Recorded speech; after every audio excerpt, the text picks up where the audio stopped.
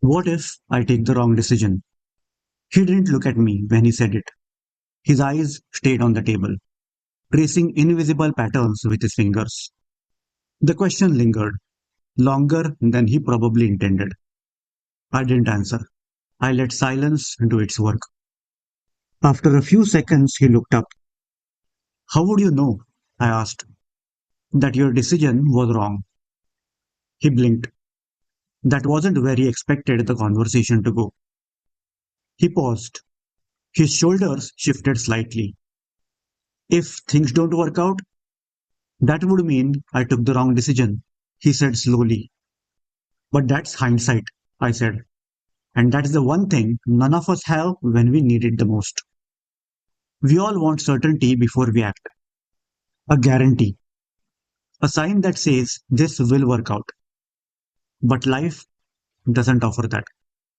Decisions are made in the fog of uncertainty and not with the clarity of a rearview mirror. And that's what makes them difficult.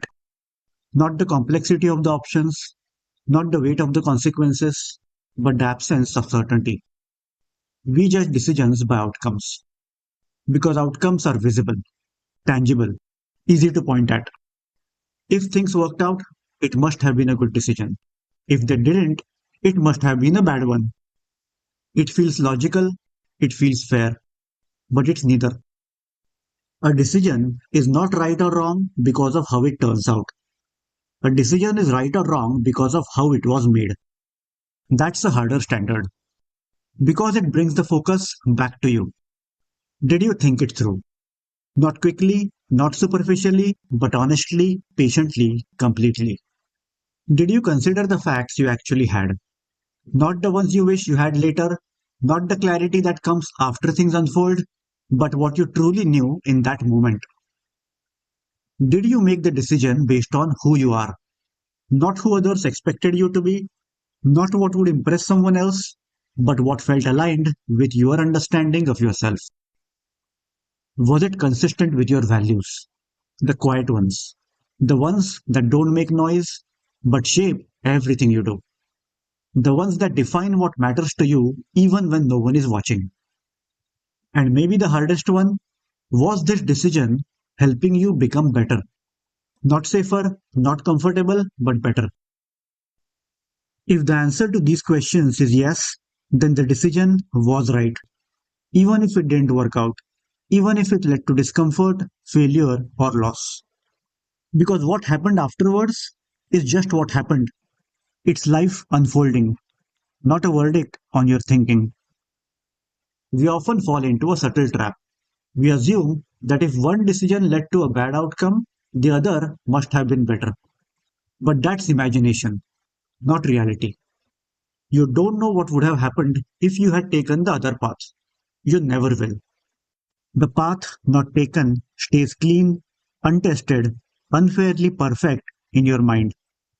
So we compare reality with imagination, and reality always loses. It's easy then to blame the decision, to look back and say, I should have known better. But that's hindsight speaking, and hindsight is a luxury. It belongs to people observing after things have happened, not to the person standing at the crossroads trying to choose a direction without a map.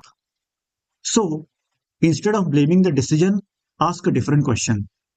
Can you own it? Can you stand behind it knowing you made it for the right reasons? When a decision is truly yours, thought through, aligned with your values, made consciously, something shifts. Even if things don't go your way, you don't feel the need to run from it. You may not like the outcome, but you don't question the choice. There is a quiet acceptance in that. But when a decision isn't really yours, when it comes from pressure, expectation, or fear, the outcome feels different. If things go wrong, it just doesn't hurt, it stays. Because somewhere inside you know that it wasn't really your decision. So maybe the question is not, what if I take the wrong decision? Maybe the better question is, did I take the decision the right way? Did I give it the thought it deserved? Did I stay true to who I am? Did I choose consciously instead of reacting? Because once you have done that, The outcome, whatever it may be, is no longer a judgment. It's just a part of your journey. He sat quietly after our conversation, but something had changed. He sat easily in the chair. His hands were still. The lines on his forehead had softened. He wasn't searching anymore. He looked up, and this time he held my gaze. Where did your mind land? I asked. He didn't answer immediately, not out of confusion, but out of certainty. He took a slow breath, sat a little straighter. Looking directly at me, he said, I know what I'm going to do. And this time, he did not hesitate. What decision are you grappling with right now?